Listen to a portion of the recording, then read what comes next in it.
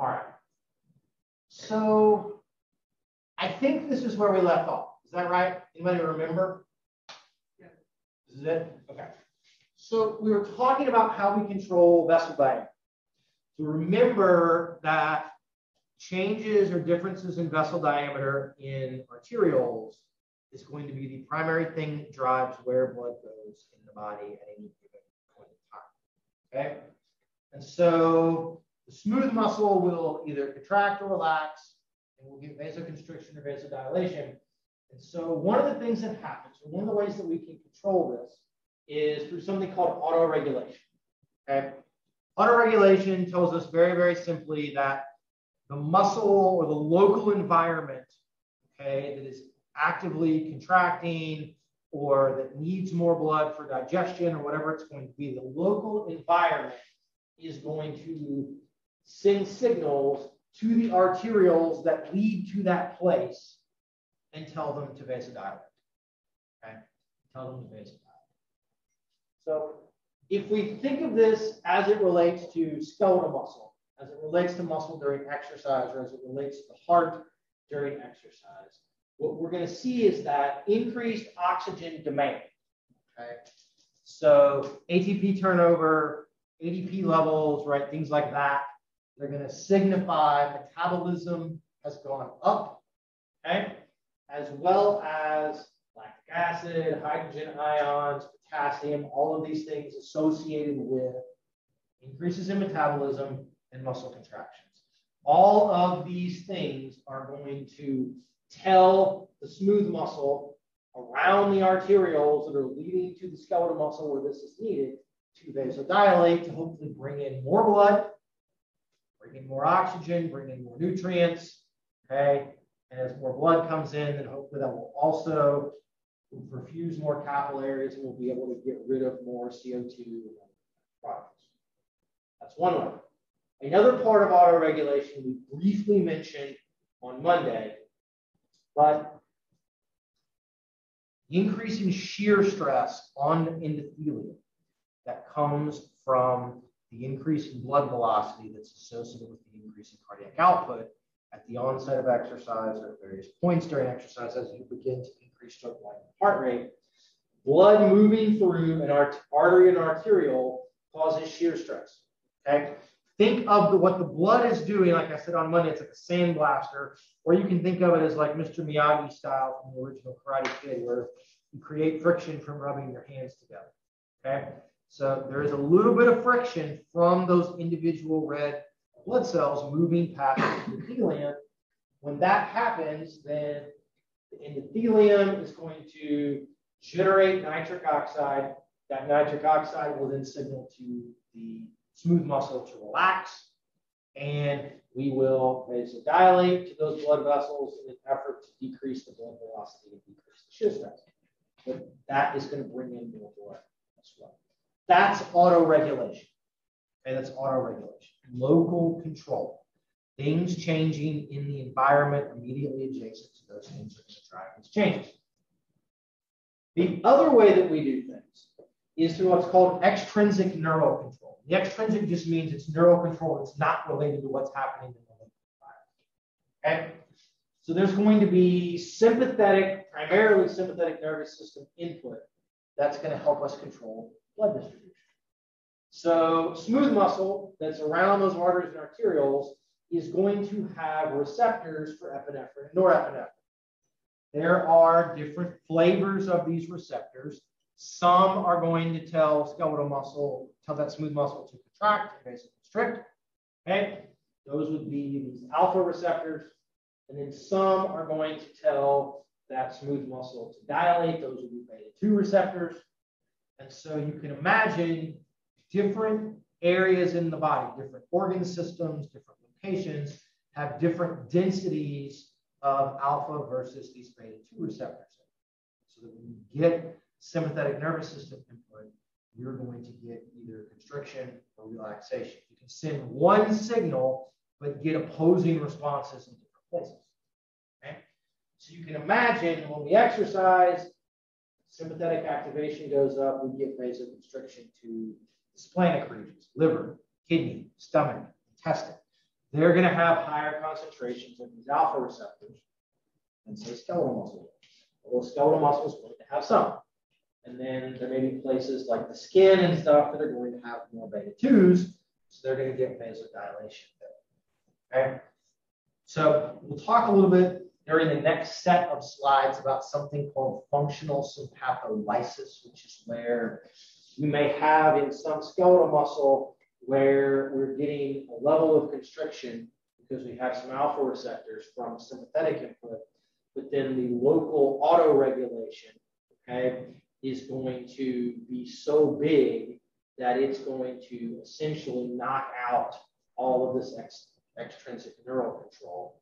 And part of the reason that we can do this is that while we want skeletal muscle to have more alpha receptors, is that if I'm doing leg exercise, I may not need to send blood to my arms, or I may not want to send blood to my arms, or vice versa. So I can get this big response, constrict in most places, and then let the individual muscles that need to work go ahead and send signals to overcome this constriction and let me get the blood just where I want it to go. And we'll talk about that in the next set of slides. Okay, so here's a blood velocity profile. This is going to kind of get at this idea of what's happening with the endothelial layer and how we're getting shear stress and nitric oxide release. So generally, flow is going to be this laminar kind of flow.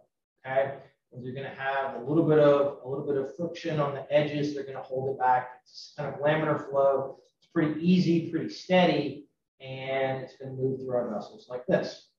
People that have a lot of vasoconstriction, or if you're going to get an increase in blood velocities, sometimes get this turbulent flow, where more of the red blood cells are going to, in many ways, tumble about in here and lead to greater shear stress. So as they rub or create friction on the endothelium makes nitric oxide. That nitric oxide says, okay, vasodilate, relax these things, widen out the arteriole, slow down blood flow, and try to get there. So I told you guys that part of what works with all of this, okay, is you get this shear stress. So here's our blood vessel, here's our endothelium, okay, and we're going to get shear stress. That shear stress is going to lead to calcium entering into here, into the endothelium, which is going to stimulate this endothelial nitric oxide synthase enzyme, which we call ENOS. Okay? As we stimulate ENOS is going to take L-arginine, it's going to make nitric oxide. That nitric oxide then is going to cause this smooth muscle to relax. And we can measure the capacity of blood vessels to do this through something called flow-mediated dilation. That's what FMD stands for, is flow-mediated dilation. Flow torsion meaning the flow of blood. If we manipulate flow of blood through this artery or arteriole, how much additional dilation can we measure here from miles? And so here's a test that we can do with all of this. Okay? And it's called a flowmated dilation test. So generally, this is going to be done. You can do this on any sort of peripheral artery, but it's generally done on the brachial artery or on the radial artery. You can do it in the femoral artery, but the femoral is pretty big and it doesn't respond very well. And what we do is you inflate a blood pressure cuff down here around the person's forearm. You put a Doppler ultrasound probe right here and we image their brachial artery. The Doppler ultrasound looks like this. And it lets us, we can measure, here you can see the endothelial layer, here out here is going to be the smooth muscle, right? We can measure the diameter of that vessel, okay? We can also, with the Doppler ultrasound, just like it measures wind velocity during a storm here, we can also measure blood velocity as it moves through here. And so you inflate this cuff, okay? And what happens is we build up a lot of metabolites then down here in our wrist. You then do that for, say, 5 minutes or 10 minutes. You release the cuff, and we need more blood to go down here. The local environment has been stimulated. So we need more blood to go to this area to remove all of those metabolites and help us replenish creatine phosphate, et cetera, et cetera. So what happens is, here's your cuff inflation. This is the diameter profile.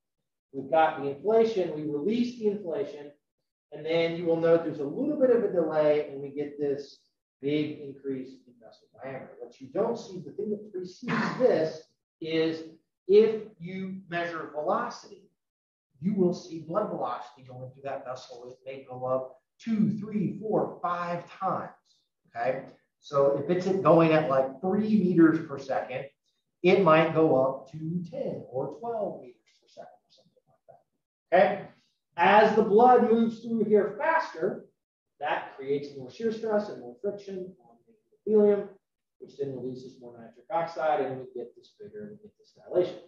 So we just keep measuring, we image this the whole time, and we can make all of these measurements, and we can look and see, okay, it got bigger, and then eventually it's gonna work its way back down to a more regular size once we've washed out all of those things. This particular test done in the brachial artery is a very, very strong predictor of cardiovascular disease and cardiovascular disease risk. Because if you have high LDL cholesterol, if you have high levels of atherosclerosis, then your endothelium does not respond correctly. It doesn't respond correctly. In this test, even though weirdly it's in the brachial artery, and you don't do a lot of stuff with the brachial artery, it will respond. So here are some data from a couple of different studies.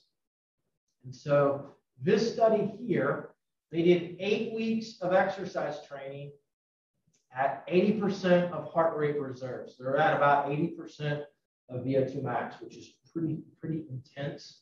And they did 15 sort of bouts of running, 15 bouts of cycling. They did each of those kind of interval things like 3 times per week. And you will note this is the change, okay, in sort of the change in diameter that we're going to be able to see, right? Conduit artery dilator capacity. This is what's measured here, and the change in the flowmated dilation. And you can see that we can make your ability to do flowmated dilation as well as sort of, this is what you see in the black is the largest capacity, the largest sort of size that we can get to. And then that's what you're seeing here. This is in the brachial artery. This is in the popliteal artery. And so here's an arm that's not that active. Here's the leg that was. The popliteal artery is back here right behind your knee. So you can see what those things are going to be. So we can see this kind of acute change where exercise improves this. And then it will eventually go back down as we get the remodel. Okay, so some really kind of cool stuff that we can see here. So exercise can improve potentially, at least to some small extent, both the size and the capacity of our arteries and arterioles to properly respond to autoregulation. Here's some really, these are, if you're into this kind of thing, these are some really kind of seminal, very famous data from Flowmated that were published in 1993. And so they looked at people that were smokers and then control subjects that weren't smokers. And this is the percentage of flowmated dilation that they see in response to that hormone test. And you will note that our smokers had about half the FMD as our controls that were non-smokers. You guys know what one of the strongest predictors of cardiovascular disease is? Smoking. Okay. Here we have former smokers versus current smokers. So if you stop smoking, it comes back a little bit. Okay. It comes back a little bit. And then here is the sort of folks that never smoked. And then this is what they're calling pack years, basically the number of years they've been smoking a certain number of packs of cigarettes sort of per week. And you will note that what this means is that this is more or longer, this is less, and over time, you're gonna, here's our normal folks that have about a 10% FMD response. And then the more you smoke and the longer you smoke, the greater down. So I think I told you guys, maybe I think I told the undergraduate class. So we did some stuff with this when I was a master's student, and we did flowmated dilation tests and things. and we had people come in and smoke in the lab. They smoked into our chemical vent hood. Right? So they would hold the cigarette in there and then they'd puff and then blow the air into the chemical vent hood so that the lab didn't smell like smoke. It was surprisingly effective. And you can take a person and they're, at some amount, you have them smoke 2 cigarettes consecutively, we can almost completely knock their F&D response out, like just gone from all of that. Okay? So smoking is really, really bad for these kinds of things. The crazier thing, though, is you could do that, and then you give them a big glass of orange juice, drink the orange juice, and it all comes right back. Vitamin C seems to restore all of it. And so things that are antioxidants, you go to GNC and you can buy these little packages of kind of pre-done stuff that are meant to be antioxidants. I don't know what's in there. But they scavenge free radicals and those kinds of things. The smoking generates free radicals. The free radicals jack up all of this kind of stuff. So taking that is, if you are maybe a smoker or a person who is kind of at a higher risk, could potentially be good for your blood vessel health. Okay? So some interesting things that you can see in the midst of all of this. And we'll talk a little bit about changes in the blood vessel diameters and things as well. We never got around to doing it. I don't know if anybody has more thesis ideas for people.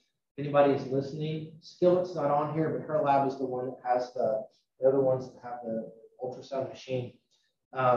If you look at femoral artery size and blood velocity at rest, my guess is it correlates to your state of aerobic training. People that are like runners have these giant femoral arteries in comparison to their body size, and this really, really slow blood flow at rest, partially because their heart rates are so low. We had thought about trying to test several hundred people and see if we could come up with some kind of a prediction equation to predict your VO2 max or something from your sort of femoral artery size normalized to like your leg size or something like that. So probably a thing that could be done in the midst of that. Yes.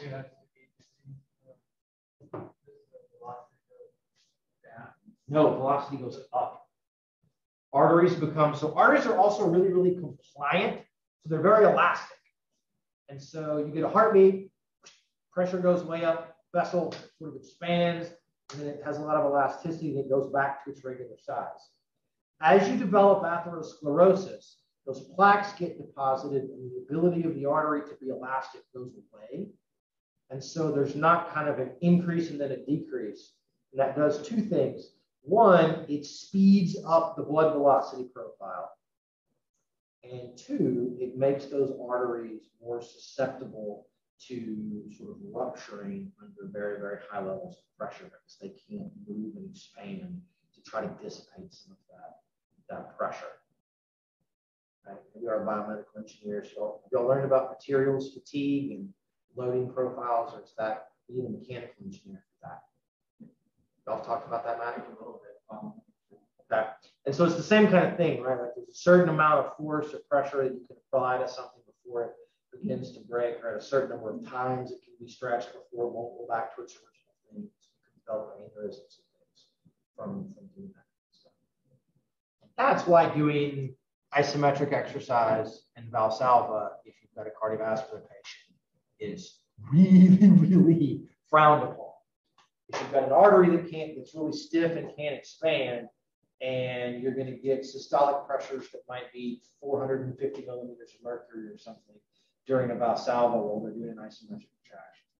So it can be some crazy things that go on. And we have an ability, if anybody cares.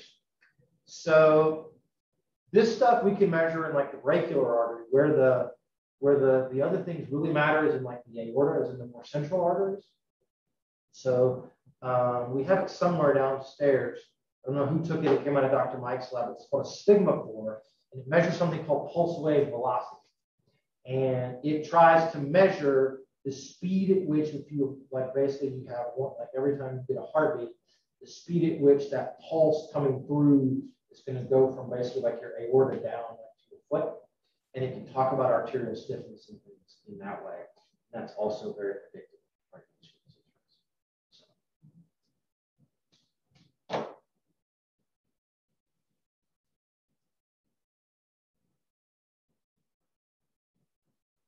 So great question, Chris. I would say, I don't know. I've only done a little bit of rowing, but I would argue that rowing is also ought to be very lower body dominant, more so than upper body dominant. You got to use a lot of those kinds of things. But yes, the more trained you are aerobically, I would guess you have a larger brain.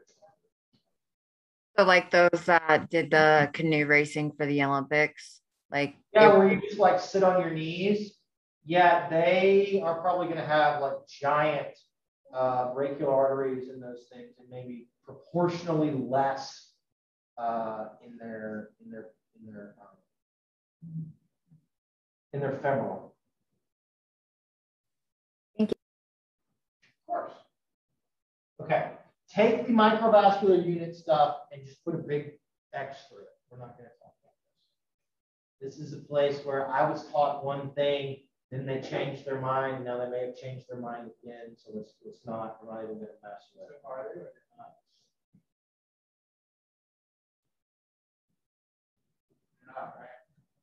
So I think the prevailing thought right now, Gabe, is no.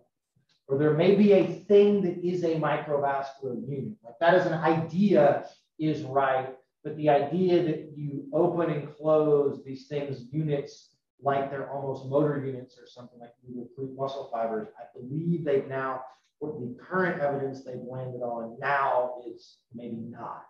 There are other things that are controlling perfusion rather than this, but I don't know. We can send the guys at K-State and email and okay, so don't worry about that. Okay. All right, so don't worry about this. Cool. All right. So we're going to do now, I'm going to stop the sharing, but we're going to continue to record so we can talk about our frequent questions. Okay. So Richard, read us the first critical thinking question, please. How might posture and exercise mode affect the factors that affect cardiac output? Okay. We'll do this. Sai, what do you think posture does to those variables? Laying down, like gravitational force is like equal throughout the body. Gravitational force is equal throughout the body. Or like coming down. Wait, are you telling me that by standing up, the gravitational force is different at different places in my body? Or like, I'm just saying like, blood would be this, I'm sorry. No, it's okay. Evenly laying down, whereas like if you're standing up, it'll start to like accumulate. Okay. Jordan, do you agree with that?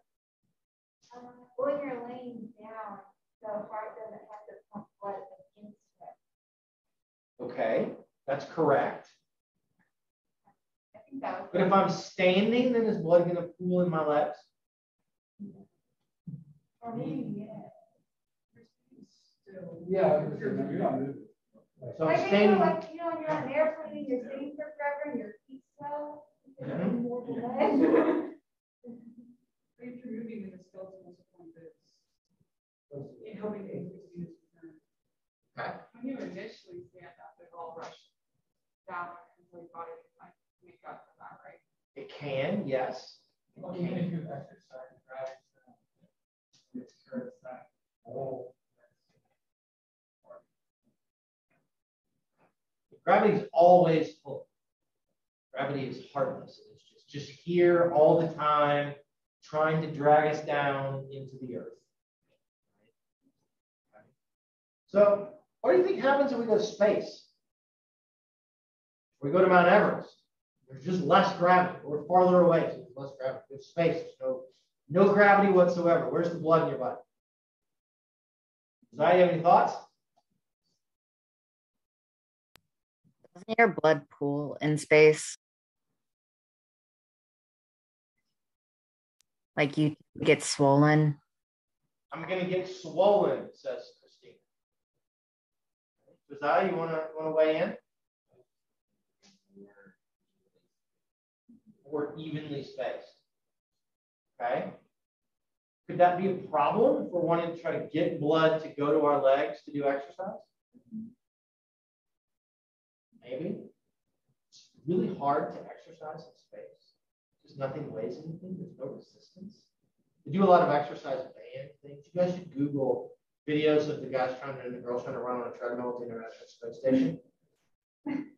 They have them like all like strapped down and they're on the treadmill, you know, and they're trying to go. They exercise like 2 hours a day because if they don't, then like they get all kinds of crazy things are going to happen.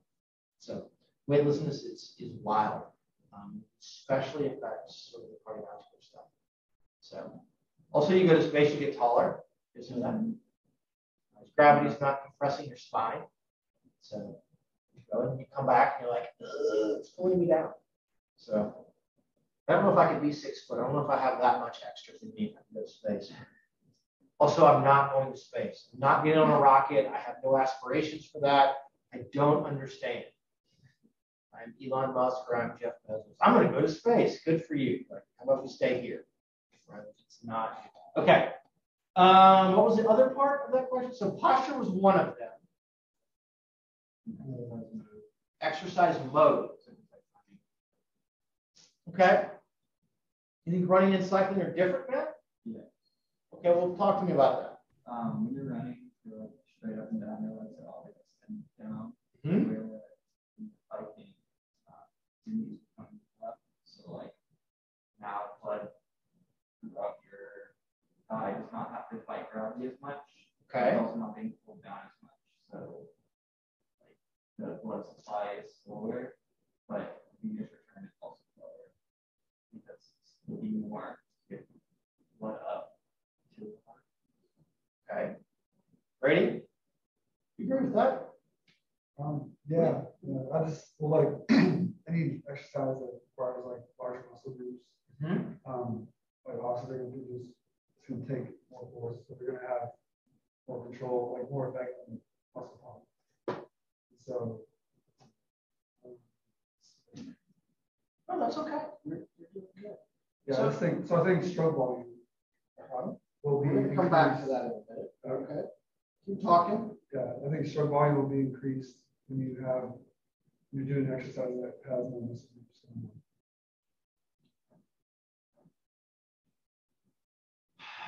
Drew, are you there? Yeah, I'm here. Okay. Here's my question for you. No, here's my question. I have a special question just for you. Okay. Running versus cycling. How much blood do you think is in the veins from my knee to my foot running versus cycling? And why? Running would be more, I think, because you have to extend you point your toes every step you take when you're running. Okay.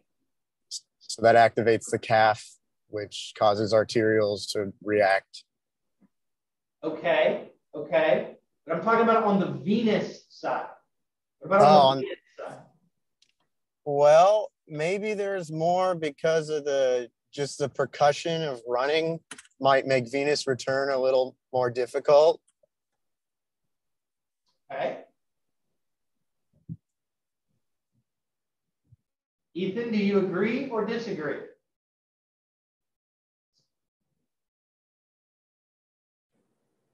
I am unsure.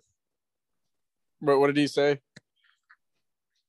So he said that running might lead to more blood being in the veins in the calves because of the percussion of running preventing venous return.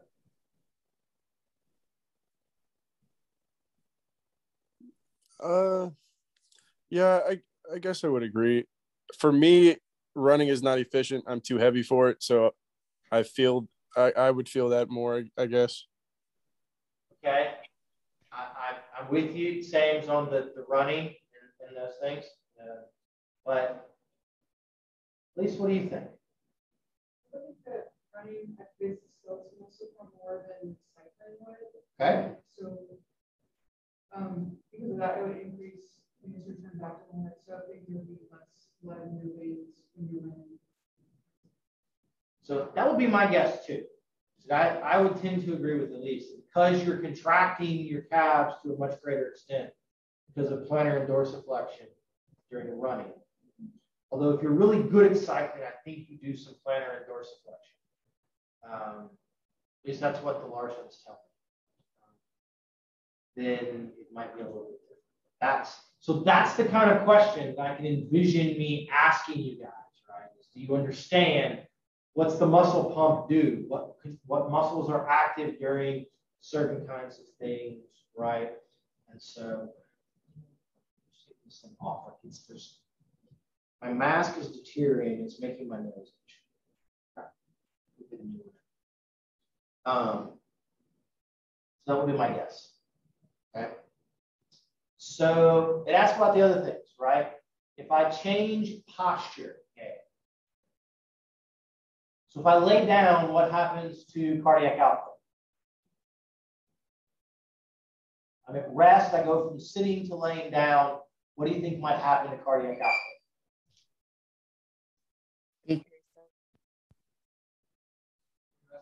Yeah. Gravity, less return, or more return, so cardiac output could go down. But I think it depends on the metabolic demand. Okay.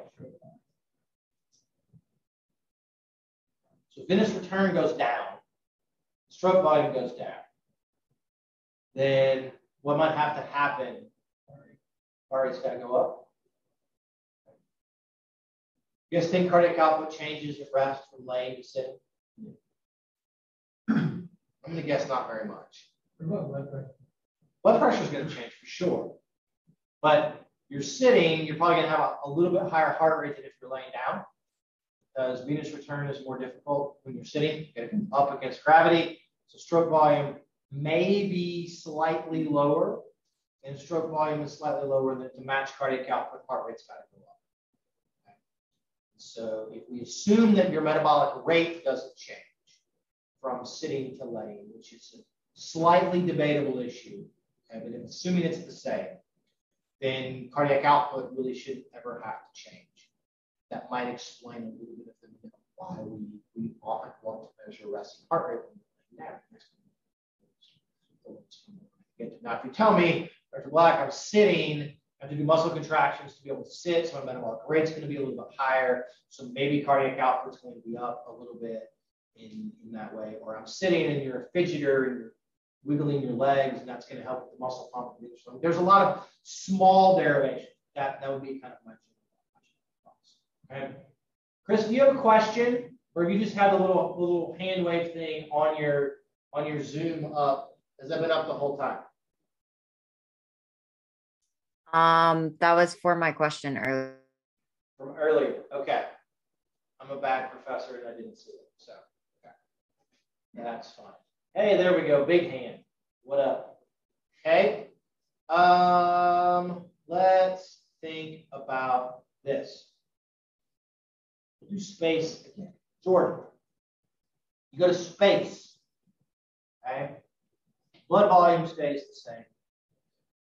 Resting metabolic rate stays the same, which it may not. Write this down. You got to fidget around a whole bunch. But you're there. What do you think is going to happen to your heart rate and your stroke volume when you go to space? Your heart might go down if there's less, like the heart has to work less against gravity. Okay. So the heart rate's going down. What would we assume is going to happen to stroke volume? Okay. Stroke volume will go up. So less gravity. Maybe there's more venous return at rest or something to work against gravity. Get the blood back. Okay. You guys think the muscle pump works in space? I don't know. I don't have an answer to all of that, having never been in space myself. But I mean, you can imagine that, the load, kind of internal load of like doing those things, you can still generate force from a contraction, right, to move the weight, or like your foot doesn't weigh anything. So maybe a little bit weird. I don't know for sure. I would think there would still be a little bit of pressure, right, to be able to exert, especially if you could push off of something. But the muscle pump might not work as well in space because nothing weighs anything. It's just gravity. Shit gets crazy. So there's a lot of things that go on.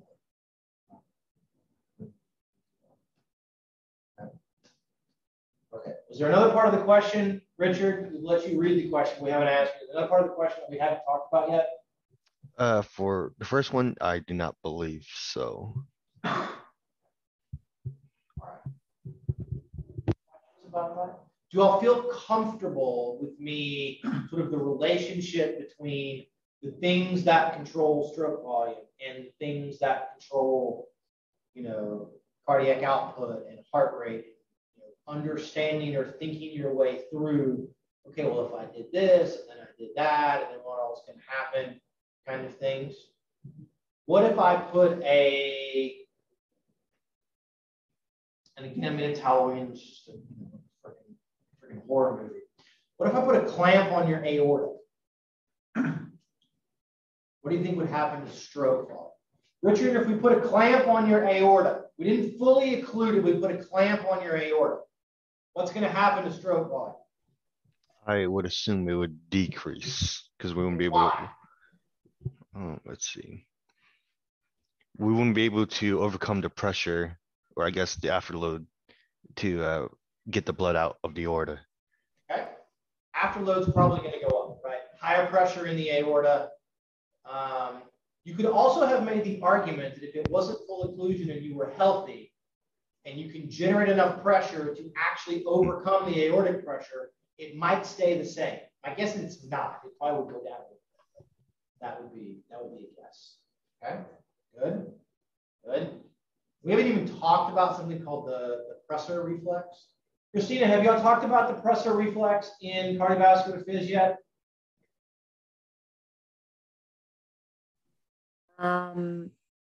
Probably. Okay, we'll talk a little bit about it on Monday. But there's a reflex where when blood pressure goes up, it leads to sort of other changes. It senses the changes in pressure, and you get vasodilation, and you get changes in heart respond to these kinds of things. And so one of the problems that we're going to get a pressure response, pressure goes up, so it tries to drive cardiac output to come in, and some of this blood flow occlusive training can be more dangerous in hypertensive people because of that. Okay. All right. What's question number 2, Sarah? Changes in blood volume and blood composition, however, have a dramatic impact on exercise performance. Why? Okay. Let's start back. Drew. Why, if blood volume goes up, would exercise, especially endurance capacity, go up, do you think? That would increase not the proportion, but the amount of hematocrit, which would increase oxygen carrying capacity. Okay. So the assumption is that if I increase my blood volume, I'm going to get equal parts plasma and equal parts hematocrit, so now I have more absolute red blood cells. Why would having more absolute red blood cells and the ability to carry more oxygen be advantageous? Well, is that still to me? Yeah, that's still to you. Well, because oxygen tends to be the limiting factor of high intensity aerobic exercise in a long duration. You can't really see my face, but I'm frowning at that. Well, Brady, do you hold on, Drew? It's okay. Brady, do you agree that oxygen is a limiting factor in endurance exercise? I'm pretty sure that's It could be at like practically at max, maybe at max. It could be. It's a little bit of a wishy-washy thing at sea level. We're here in Oklahoma. Right? You go to Denver, go to Colorado Springs. Anybody ever tried to like climb a mountain? Somebody go and like try to hike up Pikes Peak or anything? Yes. I hiked it in Terrible. 2017. It's not fun. You're like, why can't I breathe? Well, then that's the problem. So, Drew, what you said, Drew, is not 100% wrong, but it's also not 100% right. That oxygen may not be the thing, but you've got more oxygen.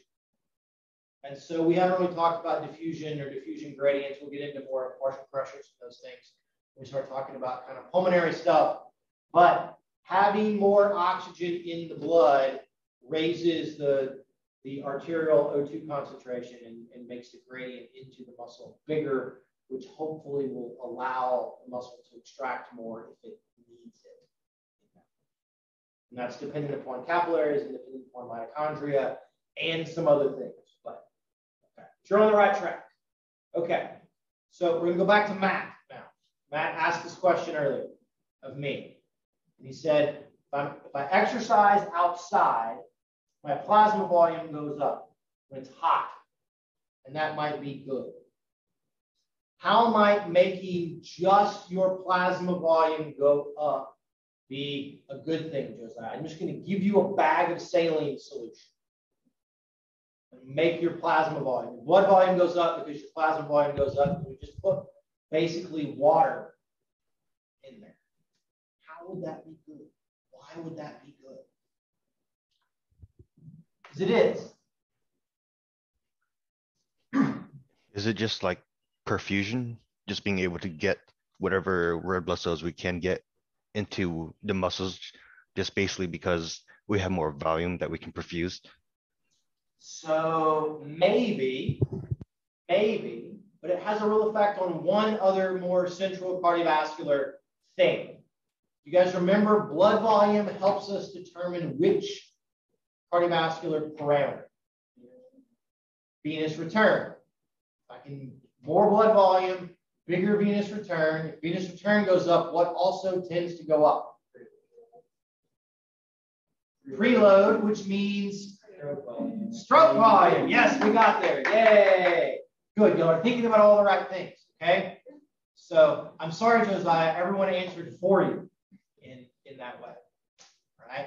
Y'all see that. So I give you more plasma, which I can do, and I can make your VO2 max go up like after one bag immediately. I can make it go up a few mLs per kg per minute. Okay. It's especially important when it's hot outside. We've not talked about this. We don't do anything with thermoregulation in this class. Christina asked today if we could teach a graduate class on environmental physiology or environmental exercise physiology. So what changes and what happens when it's hot, what changes when you go to altitude, what happens underwater, what happens in space. We have a space flight class. But the skin has a competition for blood flow with your skeletal muscle. Your skin needs to get blood flow so you can sweat and dissipate heat. Yeah, the sweat is the water that's coming out of your interstitial space and or your plasma. So you need that extra water. If you don't dissipate the heat, your core body temperature goes up, your core body temperature reaches 40 degrees Celsius, and you get central fatigue, and your brain says, fucking stop, it's hot. We're about to cook ourselves. Okay? And so that's a big, big thing. There's a thing that's called cardiovascular drift that happens during exercise that I'm not going to talk about because I'm going to ask you a question about it on the test. Because it's a thing that happens where heart rate and stroke volume, cardiac output, and VO2 and things are all going to get manipulated in a certain way. So just make a little note to yourself. Might want to Google cardiovascular drift. That is. Because it will visit you on the test. So.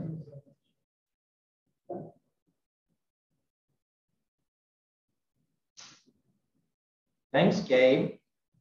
Give away the game. Okay. So, Matt, you had a question. You wanted to give a further question about your question? No. Okay. That's how manipulating those things is going to work. Good. And that's why Lance was a doper. He had to be a doper. They're all dopers, though. It may not be now, but they were at the time. So, like, before a race, would taking a bag of saline, Yes. that's beneficial? Yes. Even if you're already hydrated? If you're already adequately hydrated, so maybe. If it was hot out, potentially. You're already hydrated. I mean, if we give it to you in an IV, you're going to get a little bit of a blood volume expansion kind of immediately. It may make your blood pressure go up a little bit, which might not be the best thing, but you could probably get a little bit of help out of all of that. It might give you a little bit longer before you begin kind of sweating off, or you have a little more sweat off in those ways. The problem is just, is it going to increase weight and where the water is distributed in a way that's going to make you sort of not feel great. So, but yes, I think there's a chance.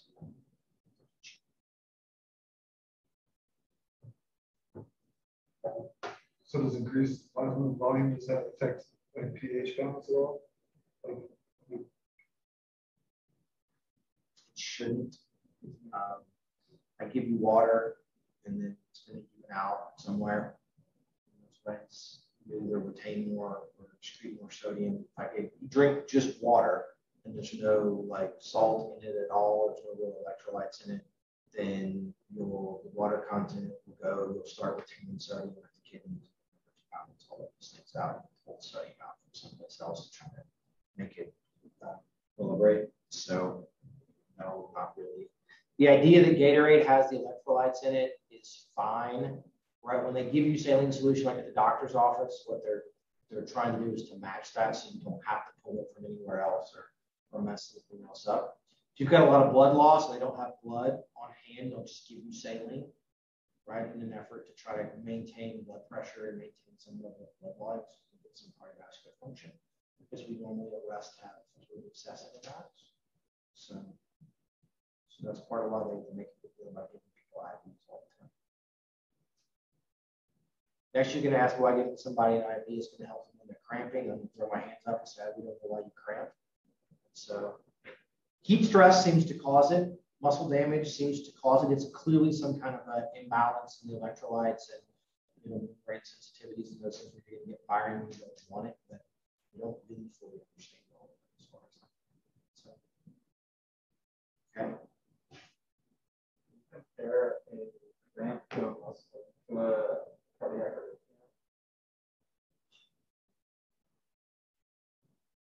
arrhythmia. I mean, insofar as, yeah, it is in some ways a misfire, sure. Cardiac arrhythmia is particularly dangerous, Matt, or can be very, very dangerous. What would be interesting is, and you don't see this when we do occlusion and stuff, one of the things that seems to cause arrhythmia is cardiac muscle is ischemia. It seems to cause, so lack of blood flow to certain areas seems to impair conduction and those kinds of things and mess it up that way. There seems to be less of that kind of peripheral nervous system. Like if I put a blood pressure cuff on you, right, and included things, you're not going to magically all of a sudden start getting cramps and things. But that may be that the heart transmits more, some muscle to muscle fiber to muscle fiber, some of the different kinds of things. I never really thought about that until today. That's going to be good. So yeah, I had an arrhythmia at one point, and it's after running, so that makes sense.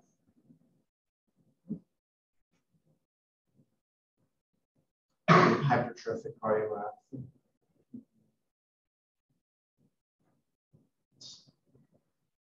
That's relatively, it's not very common. It's, okay, what's question 3? Jordan. How might various blood pressure medications affect resting cardiovascular variables such as cardiac output, stroke volume, and heart rate? And how might they alter these variables during exercise? We're going to save the exercise part first. But, Christina, if I give you a beta blocker, what do you think is going to happen to blood pressure at rest if I give you a beta blocker? Well, beta blockers are used to limit the capacity of the heart rate. So it decreases heart rate. It will decrease heart rate. It will also decrease something else in the heart. Isn't it the stroke volume? Yeah, but why does it make stroke volume go down? You're right. But why?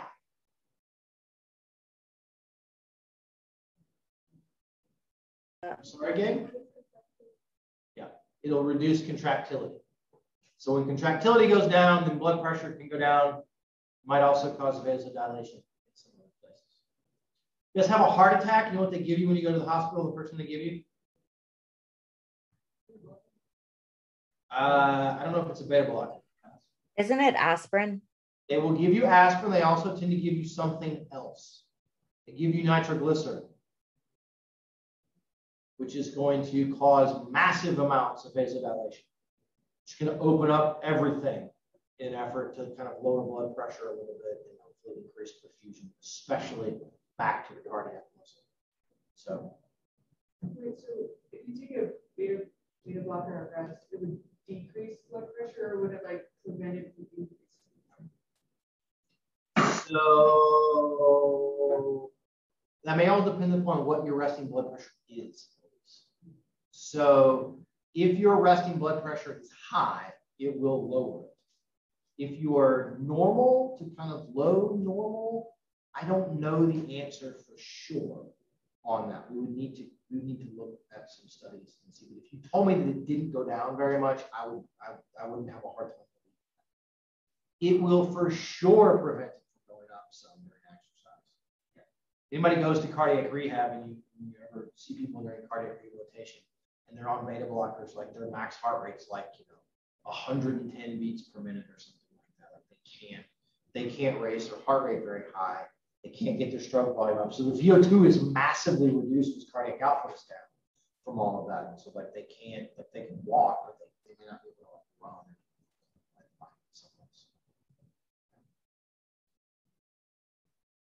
What if instead of giving you a beta blocker, I gave you epinephrine?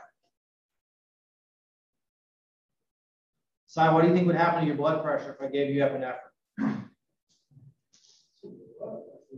Yeah, it's going to go up. Okay.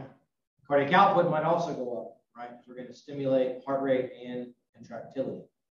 So when you take the ephedra or you take the meth or the cocaine, right? That's sort of what we're doing. We're mimicking sympathetic nervous system activity.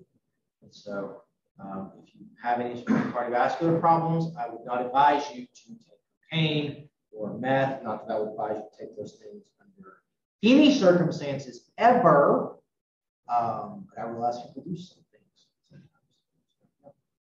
Would it also increase afterload? Potentially, it will increase afterload.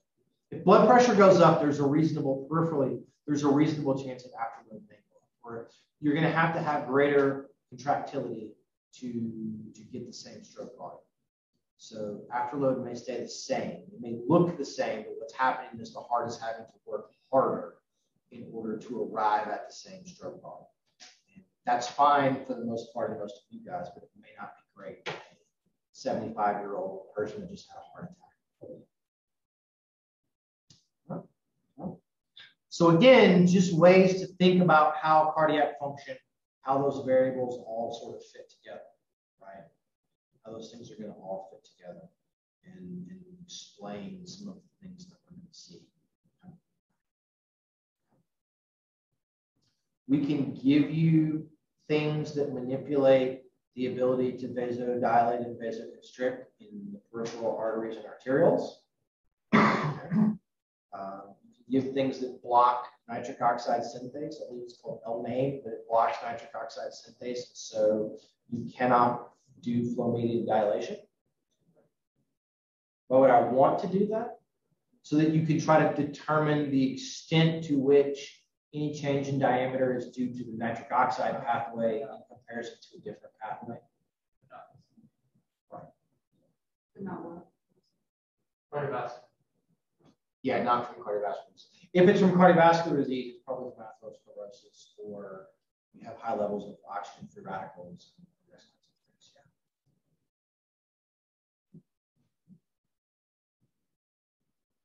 of things, yeah. Okay. Was the fourth question one that we could answer without talking about exercise? I was like, no, we can't do it. Jordan, what's the question? Which cardiorespiratory variable limits VO2 in exercise performance? No, we can't do that one yet. We'll do that one. We'll do that one on Monday.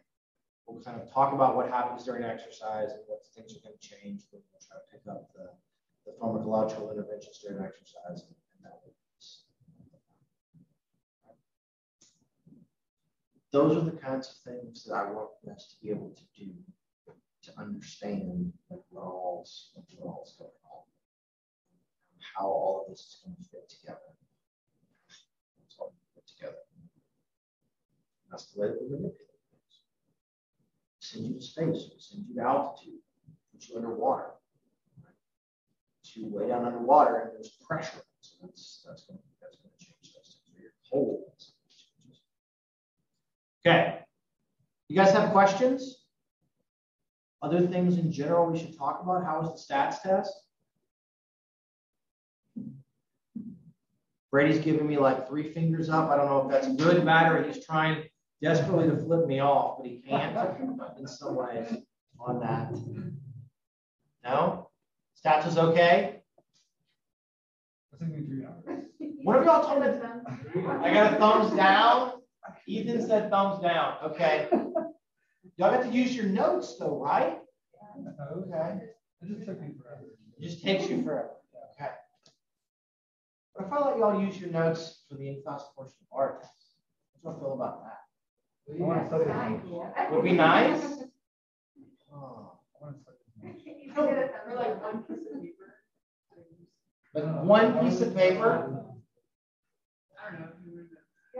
Y'all are gonna like type something up in like 6-point font, right? To try to cram everything though. Sarah will do that, or do you have really nice penmanship, Sarah, and you can write really small? Oh, so like in some of y'all's classes, you get note cards. My experience in class, it's only pays off. 3-point font. Because at that point, I have to memorize where everything is on the note card. So Right. Study. Sure, it still is going to help you. So when I was a PhD student,